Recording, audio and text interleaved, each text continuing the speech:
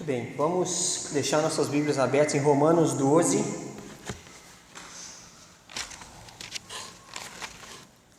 Vamos lembrar que nós estamos fazendo nossa jornada nas virtudes recomendadas para o cristão.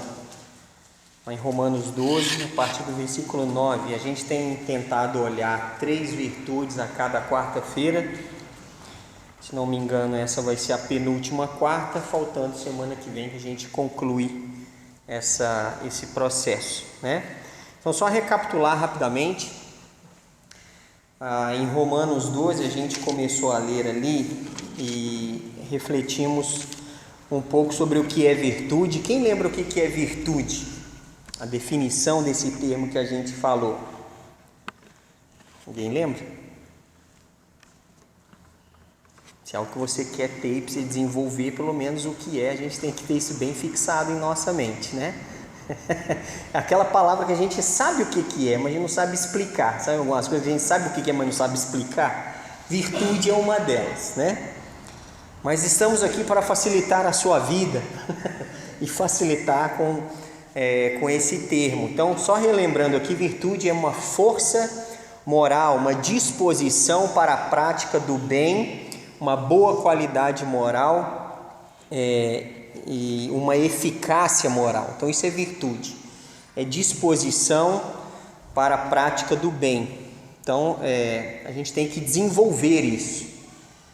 Algumas coisas, como eu já mencionei, são mais simples, nós temos mais facilidade de fazer, outras nem tanto. Mas aqui nesse trecho de Romanos 12, coloca que são coisas que a gente deve desenvolver. Se já não é prática comum, se já não é inerente no nosso comportamento, a gente deve desenvolver isso de certa forma. Então, rapidamente aqui, a primeira virtude que a gente viu no versículo 9, que o amor deve ser sem hipocrisia, né? A segunda virtude nesse mesmo versículo, a gente deve detestar o mal nos apegando ao bem. Como nós falamos, não é algo tão óbvio que muita coisa que é mal, que é má, a gente gosta. Então a gente deve aprender a detestar o mal e nos apegando ao bem. Terceira virtude, versículo 10, o amor fraternal. Amai-vos cordialmente uns aos outros com amor fraternal, preferindo-vos em honra uns aos outros. Depois falamos a quarta virtude, semana passada, o zelo fervoroso. No zelo não sejais remissos. Então a gente falou sobre isso, sede fervorosos de espírito servindo ao Senhor. O zelo, né, é aquele cuidado, aquela dedicação, uma íntima afeição com as coisas de Deus, com aquilo que se refere à nossa vida espiritual. A gente não deve ser descuidado, remisso, ou preguiçoso com essas coisas. A quinta virtude, no versículo 12, é uma esperança feliz. Regozijai-vos na esperança. Então a gente falou sobre isso, a importância de termos a nossa mente focada não no aqui e agora, porque o aqui e agora é transitório, o aqui e agora depende de uma série de questões, mas se nós estabelecemos a nossa fé, o nosso compromisso com Deus através de Jesus, temos algo a mais a esperar do que uma vida de qualidade, uma vida abençoada e protegida aqui. Vai além, então o nosso foco tem que estar mais para frente, não no agora. E isso deve motivar a nossa alegria. E a sexta virtude que nós falamos também foi no versículo 12, ela ainda fala aí, sede pacientes na tribulação. Então na tribulação deve haver paciência. Quem lembra o que tem a ver com paciência nesse sentido? Alguém lembra? O que tem a ver aqui não é com ficar calmo. Paciência nesse contexto não tem a ver com calma, tem a ver com persistência. Não desistir, continuar mesmo que as circunstâncias não sejam favoráveis. Mas lembre-se que a tribulação é uma oportunidade para a gente desenvolver coisas que nós ainda não desenvolvemos. Lembra que eu falei que não é prudente você pedir paciência. Por quê? Porque se pedir paciência não vai ser dada a você. o que vai ser te dado é a oportunidade de exercer a paciência. Então, cuidado com certos pedidos, né? É igual à fé, como mencionei. Eu estou frisando isso, que são coisas muito importantes. Fé não se pede, que a fé vem pela pregação e a pregação pela palavra. Então, quer ter mais fé, envolva-se mais com a palavra. Quer ter paciência? Desenvolva, aproveite os momentos, aproveite aquele povo enjoado que habita muitas vezes ao nosso redor, para a gente desenvolver a persistência de continuar sendo amigável, bondoso, educado. E as tribulações, as dificuldades também testam a nossa persistência. Então a gente tem que entender que paciência tem que ser desenvolvida. A gente não pede, a gente simplesmente desenvolve através das oportunidades que temos, né? E agora vamos para a sétima virtude, está no versículo 12 ainda. Na oração, seja perseverantes. Então isso é uma coisa importante. A oração deve ser perseverante. Parece que aqui é o chover no molhado, né? Chover no molhado, é óbvio. Tem que ser perseverante na oração. Mas será se por algo ser tão óbvio quer dizer que a gente realmente faz como deveria fazer? A gente realmente é perseverante na oração? Então o apóstolo Paulo mostra aqui uma grande virtude de um servo de Deus. Ele é perseverante na oração. Às vezes, como eu tenho falado, a oração é um dos pilares da saúde espiritual.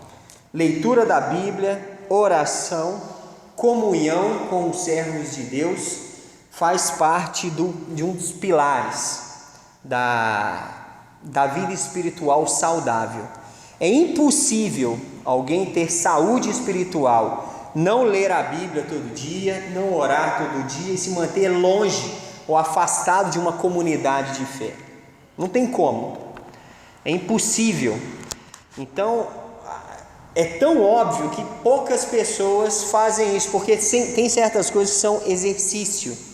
E eu vivo batendo na tecla da questão do exercício. O exercício espiritual, ele é necessário. Orar todo dia tem que ser um hábito.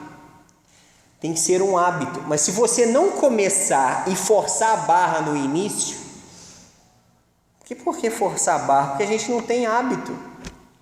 A gente tem hábito de comer, tem hábito de tomar banho, tem hábito de dormir, mas às vezes de orar, de ler a Bíblia, a gente não tem esse hábito, a gente tem que desenvolver. Isso é primordial. Então, na oração a gente tem que ser perseverante e tem que insistir nisso, né?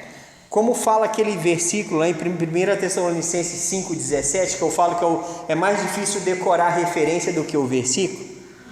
A turma que está fazendo discipulado lembra dele, né? Que a gente falou dele há pouco tempo. O que quer dizer em 1 Tessalonicenses 5,17?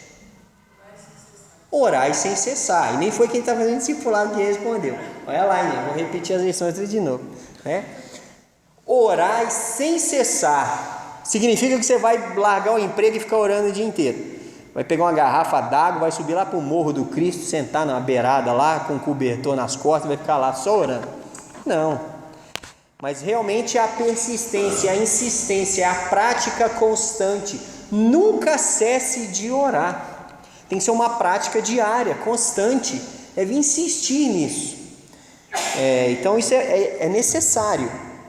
Que esse entendimento fique claro e que a gente passe a praticar isso com clareza, com persistência. E algo que se a gente não fizer, a gente sinta falta. Se você ficar sem comer, você vai sentir falta? Eu espero que sim. Eu sinto falta, né? E às vezes, dependendo do tempo, sinto bastante falta. Mas será se a gente tem essa mesma necessidade quando a gente deixa algo da área espiritual? A gente sente tanta falta assim? Você sente tanta falta de conversar com Deus quanto você sente de almoçar? Então, questões são hábito. Talvez a oração não é um hábito seu. E isso vai refletir na qualidade da sua vida espiritual. Então, deve ser perseverante nisso, né?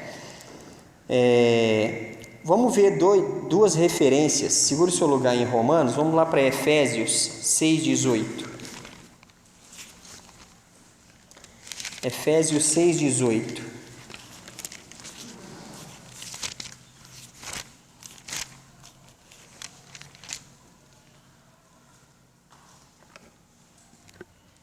Ele diz lá: com toda oração e súplica, orando em todo o tempo no Espírito, e para isto vigiando com toda perseverança e súplica por todos os santos.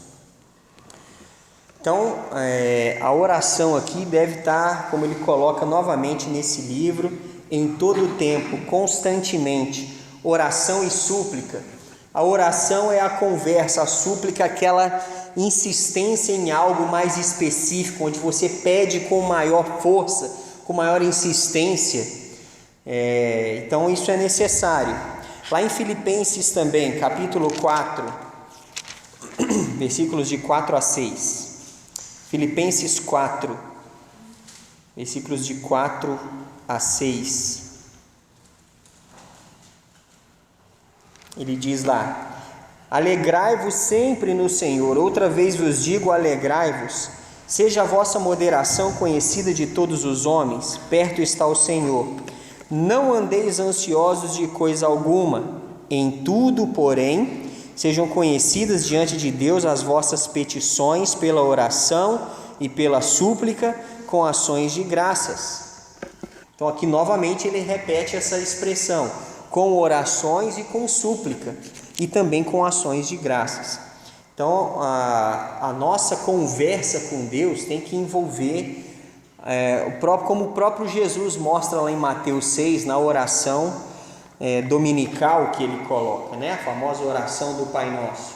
Ele adora a Deus, ele santifica o nome de Deus, ele faz pedidos, ele coloca coisas ali diante de Deus pedindo respostas. Então a gente tem que colocar nossas necessidades diante de Deus, temos que agradecer a Deus por aquilo que temos, por aquilo que Ele tem feito, pelos benefícios que Ele tem nos proporcionado, e uma série de questões.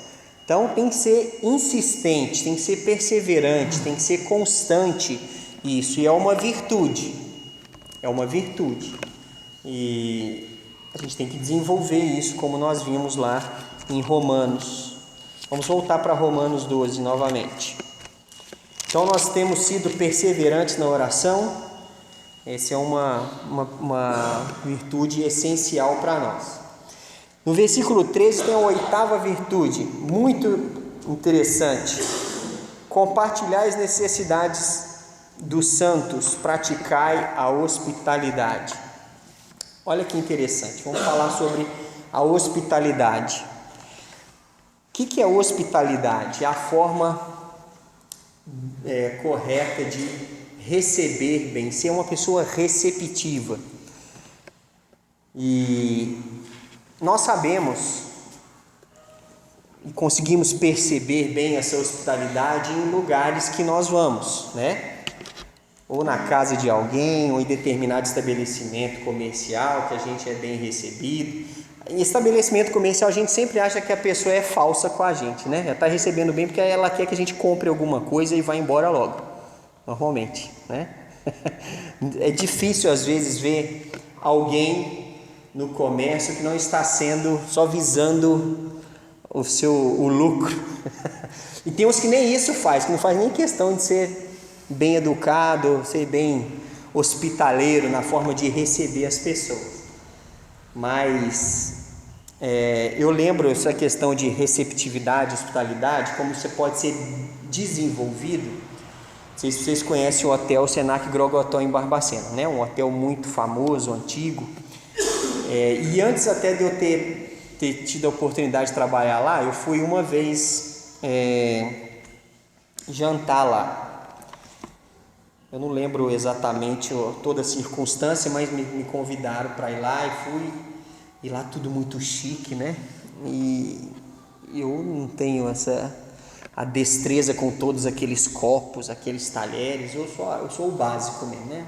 O garfo, a faca e um copo só e o prato, tá ótimo. E lá ficam vários garçons. Quando é uma mesa com muita gente, que era o caso no dia, fica lá, como tem cursos, tem curso de maître, curso de garçom, então tinha os garçons, os professores, e tinha os alunos ali. E eu lembro que quando chegou a carne, a gente pegou a carne, eu partindo, eu comentei, acho que foi com a Edinei que estava do meu lado, nossa, a carne tá bem mal passada. Eu comentei com ela. O garçom estava esperto, ele chegou com toda a educação, falou: o senhor quer que eu leve a carne e passe, ou traga uma mais bem passada? Com a maior educação, não falou alto. Eu falei: rapaz, você faz isso? Faço. Na mesma hora ele levou e trouxe outra no ponto que eu queria. Eu nem pedi para ele. Sabe o que é o bom treinamento da coisa? Você se sente uma pessoa especial, né? Olha, eu nem falei com ele, toda a disponibilidade. Isso é hospitalidade. Se preocupar com os outros dentro do seu próprio ambiente. Isso é essencial. Nós, como servos de Deus, temos que ser hospitaleiros nas nossas próprias vidas, na nossa própria casa. É muito bom quando a gente é bem recebido na casa de alguém e que a gente consegue se sentir em casa. E primordialmente quando isso acontece dentro da igreja, no contexto eclesiástico. Quantos de nós, acho que ninguém aqui passou a vida inteira em uma igreja só, não é verdade? Todo mundo já foi em mais de uma. E tem pelo menos uma igreja que você foi, que o seu comentário depois é assim: eu entrei e saí, ninguém nem viu, ninguém nem percebeu, não deram nem bola para mim. Porque a gente quer ser notado. Por mais tímido que você seja, você quer ser notado.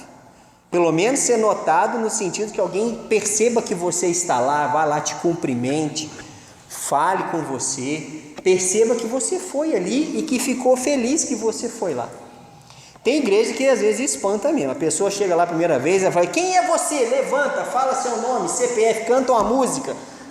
Aí a pessoa fala: o quê? Não, eu vou embora daqui, não quero ser notado desse jeito, né?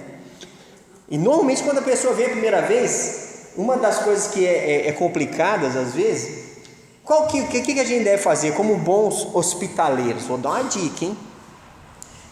E aqui hoje a gente está só de um lado, então não se sinta constrangido, porque aqui o espaço está mais reduzido agora. Mas a gente tem que deixar sempre as últimas cadeiras para os visitantes, concorda?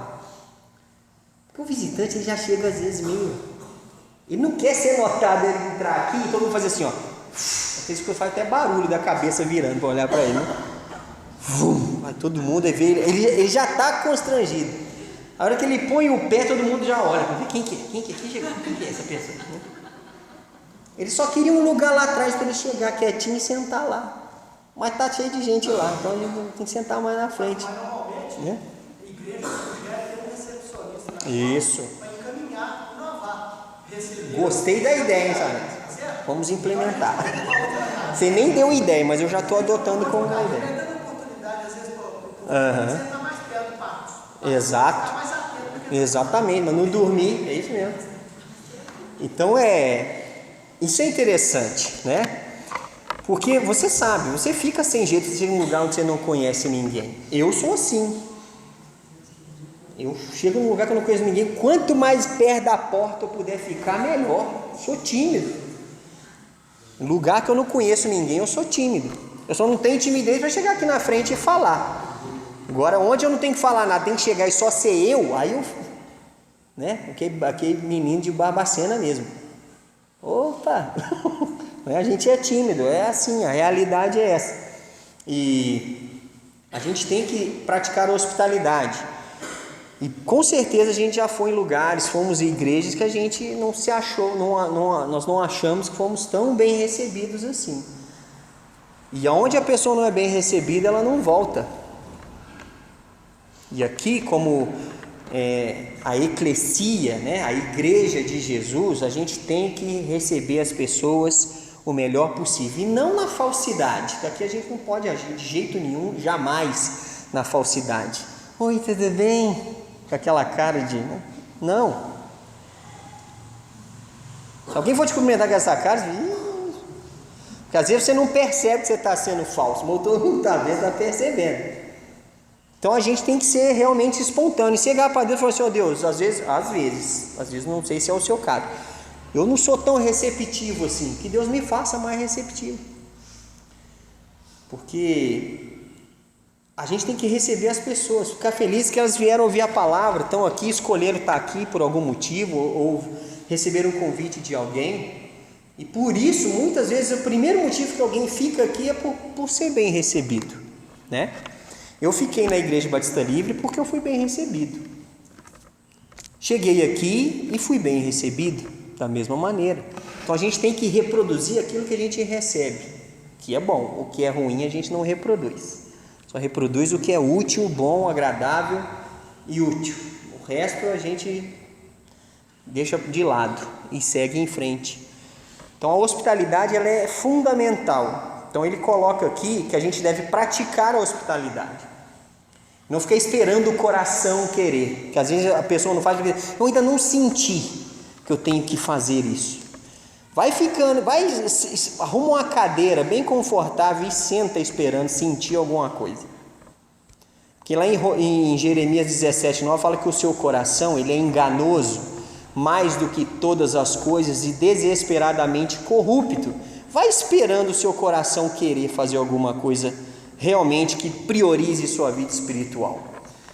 Não vai dar. Então a gente tem que praticar aquilo que a gente sabe que é o correto, que é bíblico, a gente tem que fazer, e contra a nossa própria vontade de não fazer.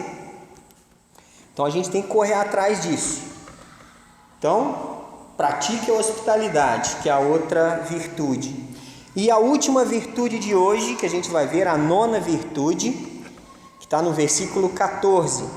Abençoai os que vos perseguem, abençoai e não amaldiçoeis. O que é abençoar nesse contexto aqui? Abençoar é falar bem, declarar o bem. E amaldiçoar é o oposto, é falar mal, declarar o mal. Então o que Paulo mostra aqui é que a gente deve abençoar, falar bem daqueles que nos perseguem e não amaldiçoar. Não querer que o que é ruim que eles desejam para nós, que recaia sobre eles. Isso não é algo, não é um tipo de sentimento ou oração cristã. Então a gente deve falar bem, declarar o bem sobre aqueles que nos perseguem. Então é comum às vezes a gente ver ou perceber que as pessoas falam mal ou declaram o mal. Tomara que aconteça tal coisa para ele aprender. A gente não precisa desejar isso. Naturalmente, cada um colhe o que planta. Então não tem que ficar querendo que o circo pegue fogo. Não tem que desejar essas coisas. Então, a nossa tendência natural, humana, é falar bem de quem fala bem de nós e falar mal de quem fala mal. Mas isso é o que está falando aqui? Qual que é a virtude recomendada? Fale bem, só declare o bem daquele que te persegue. Lá em Tiago capítulo 3 tem um texto muito claro sobre essa questão, sobre o domínio que devemos ter da nossa língua. Lá em Tiago 3, versículos 1 em diante, ele fala uma série de coisas ali, Ele fala: meus irmãos, não vos torneis muitos de vós mestres, sabendo que havemos de receber maior juízo, porque todos tropeçamos em muitas coisas. Se alguém não tropeça no falar, é perfeito varão, capaz de refrear também todo o corpo. Ora, se pomos freio na boca dos cavalos para nos obedecerem, também lhes dirigimos o corpo inteiro. Observai igualmente os navios que, sendo tão grandes e batidos de rijos ventos, por um pequeníssimo leme são dirigidos para onde queira o impulso do timoneiro. Assim também a língua, pequeno órgão, se gaba de grandes coisas. Vede como uma fagulha põe em brasas tão grande selva. Ora, a língua é fogo, é mundo de iniquidade. A língua está situada entre os membros do nosso corpo e contamina o corpo inteiro, e não só põe em chamas toda a carreira da existência humana, como também é posta ela mesma em chamas pelo inferno, pois toda espécie de feras, de aves, de répteis, de seres marinhos se doma e tem sido domada pelo gênero humano.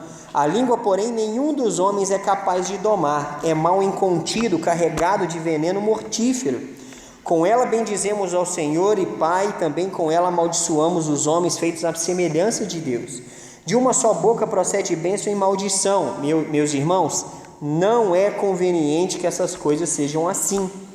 Acaso pode a fonte jorrar do mesmo lugar o que é doce e o que é amargoso? Acaso, meus irmãos, pode a figueira produzir azeitonas ou a videira figos? Tampouco fonte de água salgada pode dar água doce.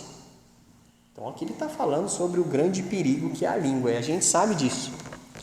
Uma frase dita de forma sem pensar ou mal colocada pode gerar um problema gigante. A gente sabe disso. Então aqui a gente tem que ter em mente que não é o fato que algumas pessoas não simpatizam conosco ou realmente por algum outro motivo nos perseguem, nós não temos liberdade, autorização de Deus para falar o que bem entende ou revidar insultos que talvez recebemos. A nossa regra é pagar o mal com o bem. A nossa regra é abençoar, não amaldiçoar. É declarar o bem. Fulano amaldiçoou você, te xingou, falou da sua mãe, do seu pai, da sua família, da 5ª geração para trás da sua família. Olha, que Deus abençoe a vida dele, atue, mova, Deus faça o melhor por ele. Segue o rumo. A gente não tem que cair nessa circunstância de querer revidar aquilo que a gente recebe. A nossa carne quer isso, Nossa carne quer isso.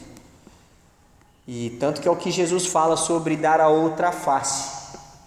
Mas eu jamais vou permitir que alguém me bata e eu vou virar para mandar bater do outro lado. Não é isso que ele está falando. Jesus está falando para você realmente não ter atitude de prosseguir com ofensas. Não tem que prosseguir, não tem que dar sequência, não tem que revidar, não tem que pagar na mesma moeda. O mal tem que morrer aonde existe gente sábia. O sábio vai reter o que ele recebeu, vai julgar todas as coisas, vai reter apenas o que é bom, o que não é bom ele deixa para trás, joga fora e não dá sequência o que é ruim para frente. Isso é sabedoria. Lembra de Provérbios 15, 3, que fala, a palavra dura suscita ira, eu esqueci o início, A palavra branda desvia o furor, a palavra dura suscita a ira. Então, quando alguém vem com rispidez para você, mantenha a brandura, mantenha a calma, a tranquilidade, a mansidão, que é fruto do Espírito. Mas eu não tenho sangue de barata. Então pede para Deus te dar. Gente revoltadinha não chega longe em lugar nenhum. Mas eu sempre fui assim. Então está na hora de Jesus fazer uma obra na sua vida. Amém? Tem que ser. Que gente revoltada não vai resolver nada, só vai arrumar problema. Onde ela chegar vai tacar fogo em tudo. Então não adianta, não ganha com isso. A virtude é diferente. A gente tem que abençoar quem nos persegue, não amaldiçoar. Sua boca é fonte, tem que ser apenas fonte de bênção, não fonte de maldição. São virtudes, temos que desenvolver, é exercício espiritual. Todo dia temos que desenvolver, praticar. Igual no trânsito, a gente não gosta de amaldiçoar o povo no trânsito. Não precisa assumir com voz, mas a gente gosta de amaldiçoar no trânsito, Quanta gente que dirige mal, eu estou impressionado. Eu não sei porque eu andei de bicicleta há muito tempo, em Barbacena, eu lidava com pedestre me tirava do sério. Pedestre. Ele vê que você está vindo, espera você chegar bem perto, ele entra na sua frente, ele dá um ódio, não dá? A gente tem que manter a calma. E aqui em Juiz de Fora, não sei o que acontece, gente. O povo aqui dirige mal demais.